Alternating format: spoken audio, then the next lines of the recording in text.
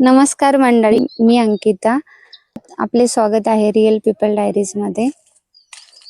आज आपण आलेलो आहोत अशोक सोनवणे यांच्याकडे. मी अशोक सोनवणे, राहणार मिरजे. पूर्वी मी सरकारी नोकरीत होतो, GST ऑफिसर म्हणून रिटायर झालो. आणि रिटायर झाल्यानंतर गेले 5-7 वर्ष मी शेतीत काम करतोय. विशेष करून मला झाडांची आवड असल्यामुळं मी सुरुवातीला ही दिसणारी गोल्डन सीताफळ जी आहे ती लावली. त्याच्यानंतर मग मी थोडा सफरचंदाचा प्रयोग केला आणि जागजागी अशी ही आंब्याची झाडं लावलेली आहेत. काही ठिकाणी मोसंबी लावली, काही ठिकाणी पेरू लावले, अंजीर लावले, अशी विविध झाडे जी आहेत ती लावलेली आहेत.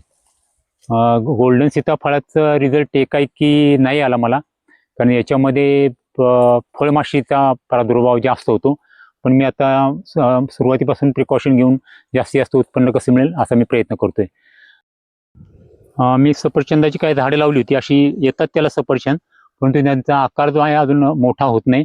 ही हर्मन 99 म्हणून जी जात आहे ती आहे, परंतु आपल्याला उष्णता इकडे जास्त असल्यामुळं एवढं पीक त्याचं पाहिजे तेवढं येत नाही. मग मी आता बऱ्यापैकी झाडं जी कमी झाली वाढली तर त्याच्याऐवजी मग डाळिंब वगैरे अशी इतर झाडं मी सध्या लावलेली आहेत. आंब्यांना मोहर वगैरे आला होता आणि फळमाशा ही मधमाशा कमी दिसत होत्या, त्याच्यामुळं मग रोज सकाळी अशा पद्धतीने चूल पेटवून त्याच्यात गुळाचं पाण्यात गुळ टाकून उकळून त्या गोडसर असा सुवास पसरला पाहिजे, जेणेकरून मधमाशा अट्रॅक्ट होतील, अशा पद्धतीचा प्रयोग आम्ही एक 8-10 दिवस केला. आणि त्याच्यामुळे जरा माशांचं प्रमाण वाढलं. त्याच्यामुळे आंब्यांचं मोहरचं सेटिंग जे आहे त्याचं जरा छान झालेलं आहे. जेव्हा जेव्हा शक्य आहे त्यावेळी आंतरपीक म्हणून मग आपण कधी कधी ह्या आता इकडे वाटाणा घेतला, नंतर भुईमुग पेरलेला आहे, नंतर जनावरांना खायला ज्वारी, मका अशी विविध पिकं केलेली आहेत. इथं केळीचंही पीक थोडं प्रमाणात लावलेलं आहे. एक 10-20 खुंटे लावले.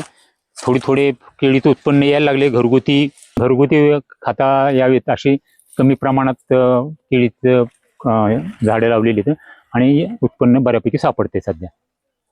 मुख्य सीताफळ आंबे वगैरे ह्या झाडांच्या सोबतच नारळ, फणस, नंतर हे तुतीचं झाड आहे, त्याला अशी तुती येते खाण्यासाठी, छान असं आपल्याला असा चांगली बेरी अशी खाता येते. नंतर मग पुढे आवळ्याची झाडं आहेत, नंतर पुढे जांभूळ आहे, नंतर बेलची झाडं आहेत. अशी विविध प्रकारची जेवढी शक्य होतील तेवढी झाडं लावलेली आहेत.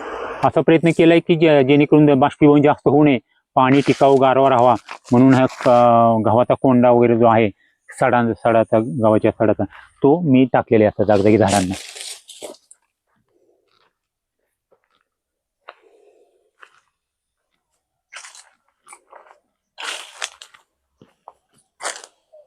हे मुटकीच जांभूळ आहे, मोठी होणारी.